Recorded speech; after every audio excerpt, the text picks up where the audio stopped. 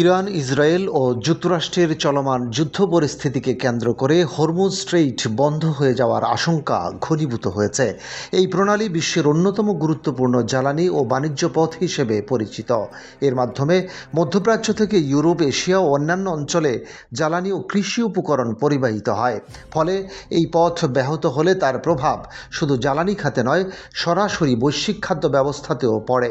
বর্তমান পরিস্থিতিতে যুদ্ধ শুরুর পর থেকে সার পরিবহন কার্যত থমকে গেছে বলে জানা গেছে।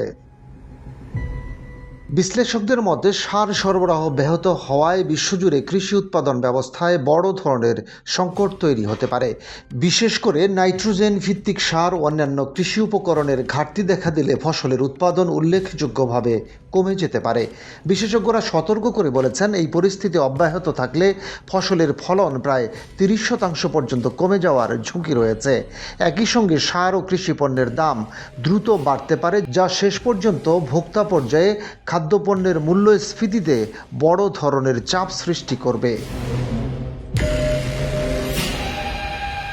কাতার ভিত্তিক সংবাদ মাধ্যম আল জাজিরার সঙ্গে আলাপকালে ফুড অ্যান্ড এগ্রিকালচার অর্গানাইজেশনের প্রধান অর্থনীতিবিদ ম্যাক্সিমো তোরিও জানান, বর্তমান পরিস্থিতি ক্রমেই জটিল আকার ধারণ করছে। তার মতে, কৃষি উৎপাদন ব্যবস্থা এখন সময় ও মৌসুমের সঙ্গে সরাসরি প্রতিযোগিতায় রয়েছে, যা পরিস্থিতিকে আরও অনিশ্চিত করে তুলছে।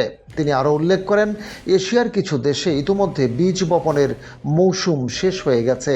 এর ফলে আগামী মৌসুমে উৎপাদিত ঘাটতি দেখা দিতে পারে। পাশাপাশি বৈশ্বিক কৃষি বাজারে বড় পরিবর্তনের সম্ভাবনাও তৈরি হয়েছে। তোরিওর ভাষ্য অনুযায়ী, যুক্তরাষ্ট্র ও ব্রাজিলের মতো বড় কৃষি রপ্তানিকারক দেশগুলো এমন ফসলের দিকে ঝুঁকতে পারে যেগুলো বেশি নাইট্রোজেন ধরে রাখতে সক্ষম।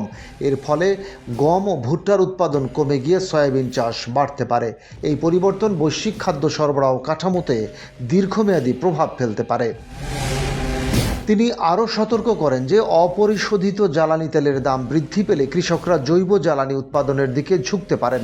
এতে খাদ্য উৎপাদনের জন্য জমির ব্যবহার কমে যেতে পারে এবং সরবরাহ সংকট আরও তীব্র হতে পারে।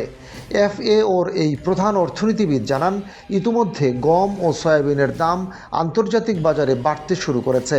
বছরের দ্বিতীয়ার্ধে এই পরিস্থিতি আরও জটিল হতে পারে এবং আগামী বছরে বৈশ্বিক খাদ্যপণ্যের দাম উল্লেখযোগ্যভাবে বেড়ে যাওয়ার আশঙ্কা রয়েছে। তিনি আরও বলেন, উচ্চ পণ্যমূল্য ও খাদ্য মূল্যস্ফীতির ঝুঁকি এখন স্পষ্ট হয়ে উঠছে, কারণ খাদ্য উৎপাদন কেবল কৃষি উপকরণের উপর নয়, জ্বালানি খরচের সঙ্গেও গভীরভাবে সম্পর্কিত। সবশেষে ম্যাক্সিমো তোরিও সতর্ক করে বলেন, সময় যত এগুচ্ছে সংকট ততই গভীর হচ্ছে। দ্রুত কার্যকর ব্যবস্থা না নিলে বৈশ্বিক খাদ্য নিরাপত্তা বড় ধরনের চ্যালেঞ্জের মুখে পড়তে পারে। ডেস্ক রিপোর্ট, বাংলাবাজার পত্রিকা।